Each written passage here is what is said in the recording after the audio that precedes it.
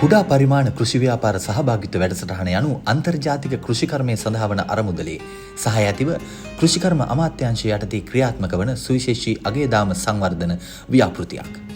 මේ ව්‍යාපෘතිය මගින් නව තාක්ෂණය, මූල්‍ය සහාය, වෙළඳපොළ ප්‍රවේශය සහ දැනුම ලබා දී කෘෂි නිෂ්පාදන සඳහා අගේදාම ක්‍රියාවලිය ගොඩනංවනවා. තවද කෘෂි ව්‍යවසායකින් හට අලෙවිකරණය, මූල්‍ය සාක්ෂරතාවය පිළිබඳ පුහුණුවීම්ද ස්ත්‍රී පුරුෂ සමාජභාවය, පරිසරය, පෝෂණය පිළිබඳ පුහුණුවීම් ලබා දීම ඔස්සේ සවිබල ගන්වනවා. එමෙන්ම තම කෘෂි නිෂ්පාදන සාර්ථකව සිදු කර ගැනීම සඳහා අවශ්‍ය යටිතල පහසුකම් සංවර්ධනය කිරීමද මෙම ව්‍යාපෘතිය මගින් සිදු කරනු ලැබුවා. සැප් ව්‍යාපෘතිය යටතේ දීප ව්‍යාප්තව හඳුනාගත් කෘෂි ව්‍යාපෘතීන් 39ක් සංවර්ධනය කිරීමට කටයුතු කරා. එහිදී ගොවීන්ට අවශ්‍ය සියලුම ආකාරයේ උදව් උපකාර මේ ව්‍යාපෘතිය විසින් ලබා දුන්නත් ගොවීන්ට තදබල අවශ්‍යතාවයක් තිබුණා ඔවුන්ගේ යටිතල පහසුකම් සංවර්ධනය කර ගැනීමට.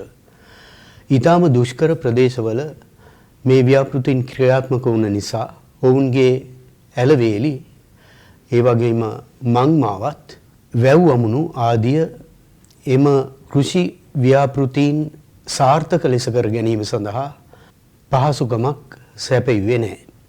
ඒ නිසා ඊටම අත්‍යවශ්‍ය කාරණාවක් වුණා සැප් ව්‍යාපෘතිය සාර්ථක කර ගැනීම සඳහා මේ යටිතල පහසුකම් මනාව සකස් කර දීම. එහිදී රුපියල් මිලියන 265ක් වියදම් කරමින් 2025 වර්ෂයේ අවසාන වෙද්දී යටිතල පහසුකම් ඉදිකිරීම ව්‍යාපෘතීන් 106ක් අපට නිම කර ගන්නට පුළුවන්කම ලැබෙනවා සැප් ව්‍යාපෘතිය යටතේ.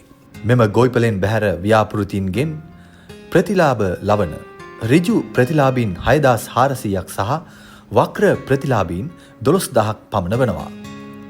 2025 වර්ෂයේ අවසානයේ වෙද්දී රුපියල් මිලියන 250ක් වැය කරමින් ගොවිපල ආශ්‍රිත පාරවල් 78ක්, ඇලමාර්ග 14ක්, ගොඩනැගිලි 5ක්, කමත් සහ වැව්වාන ඉදිකිරීම් 7ක් සම්පූර්ණ කිරීමට නියමිතයි. ශ්‍රී ලංකා රජය හා කෘෂිකර්මය සඳහා වන ජාත්‍යන්තර අන්තර්ජාතික අලමුදල එක්ව ශ්‍රී ලංකාව පුරා ක්‍රියාත්මක වැඩසටහන තමයි මේ සැප් කියලා කියන්නේ.